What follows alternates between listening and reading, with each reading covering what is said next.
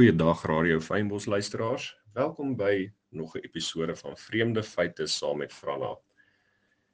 Soos wat die feesseisoen naderkom, kyk ons vandag na 'n paar vreemde Kersfeesfeite. Nou Kersvaders was nie altyd jolig nie. In die 1800s was daar 'n Britse Father Christmas wat basies soos 'n onheilspellende houtkapper gelyk het. Meer daai van ek het jou bure se skoorsteen gevloek as hou hou hou. Rudolf se neus was nie eers rooi nie. Die oorspronklike storie wou hom 'n blou neus gee, maar toe lyk dit asof hy verkou het en rooi het gewen. In Finland glo hulle Kersvader woon in Lapland, saam met sy renosters. Nie rendiere nie, renosters. Hierdie wêreld is moeg.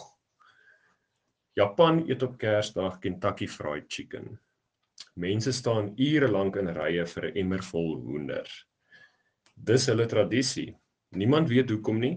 Hulle het net gedoen en toe nooit weer opgehou nie. Dan is daar Yule Cats in IJsland. Dit is 'n reuse monsterkat wat jou glo kom opeet as jy nie nuwe klere vir Kersfees kry nie. Perfekte motivering om nuwe sokkies te kry. Duisende mense breek elke jaar hulle bene om bome af te saag vir Kersbome. Ja, jy hoor reg. Die mensdom verloor teen 'n boom.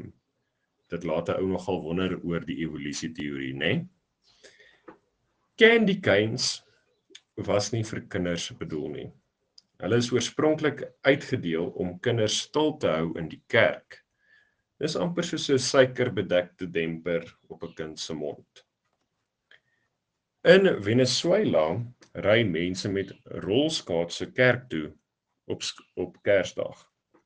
Die strate word gesluit sodat almal kan rol soos 'n Christelike rolskaatspatrollie. Niks sê vroom soos 'n spul volwassenes op wiele nie. En dit is al wat ek vandag vir julle in my geskenksak het. Geniet julle feesseisoen. Tot volgende keer. Beleef 'n vreemde feit saam met Franna Vrydag om 1500.